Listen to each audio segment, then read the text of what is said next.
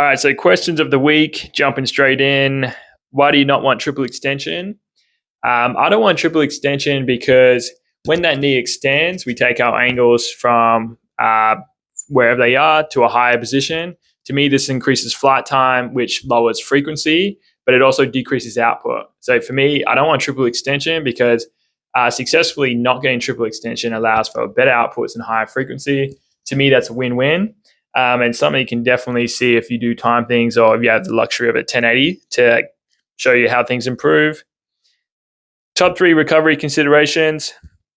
Instead of making this like these are the 3 best recovery methods to use, the way I think about it is what am I doing to cover different aspects of systems of the body that need recovery? So, for example, what am I doing to help with my nervous system recovery, my CNS recovery? What am I doing to help with recovering tissue? So muscles or tendons, different things like that.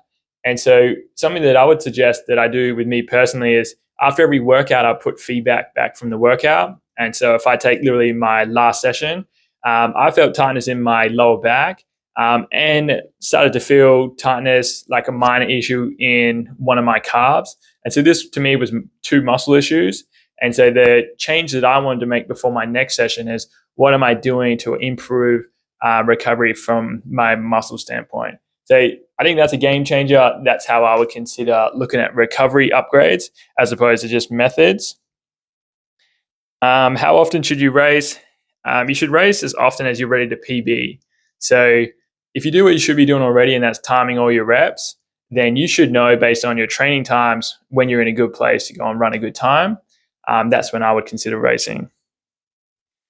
Do you only coach sprinting? No, I coach mostly sprinting, but I do coach a mix of sports. So we've got boxing, volleyball, basketball, even bodybuilding in there. There's a bit of a mix of things. Sprinting, for me, from a coaching standpoint, is probably the most, definitely the most challenging. And so it's probably where I like to operate the most just because it's completely objective, or at least it should be viewed that way anyway. So someone either runs that time or they don't. To me, it's a coaching heavy sport. And so personally, I enjoy that the most. And I think that's naturally why my business has started to grow more in sprints. But I absolutely do like coaching other sports and still do. How often do you program speed endurance? I never program speed endurance for myself at the moment. And for the athletes I work with, it's really about driving top speed up to a point where they earn the right to then work on speed endurance. So within my training weeks, for me personally, if that's how the question was intended, it's really I just work on acceleration and top speed. So I don't do a lot of speed endurance, if at all. When will you build a race model, if at all? I would build a race model probably if it's coming to the end of the season, and if it's been, say you got like 1 or 2 races to go and you keep running into the exact same issue every time, and so it could be time to play around with the race model. But one key here is if you're going to change the way that your strategy going into a race, you absolutely need to back it up with times. And so to do this, you're only going to need, for example, a lot of people have free laps. You're going to need a lot of free laps to get different splits and then be able to test 2 different strategies to see whether that rewarded you overall in your time, or with a 1080 and doing a really long rep and trying out 2 different things. You definitely don't want to go based on this feels better. You just want to go on what works better. So, a lot of people probably don't have access to that. So in that case, I probably wouldn't suggest building a race model at all.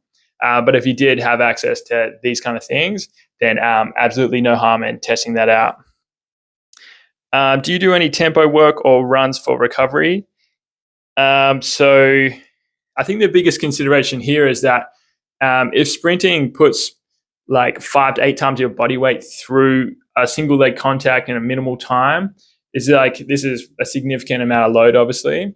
And so jogging, like even if you're going for a light run or you're doing some tempo runs, that's not going to be the same, but it's still going to be significant. So if it's like anywhere from 2 to 4 times your body weight, imagine loading that in the gym. Like chucking 2 to 4 times your body weight on your back and doing single leg exercises.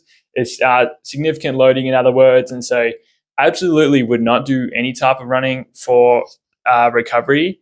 And if you're a sprinter and you're really trying to maximize performance and you compete in under the 400 meters, so 60 to 400, then I just absolutely wouldn't do any extra runs or tempo work in general.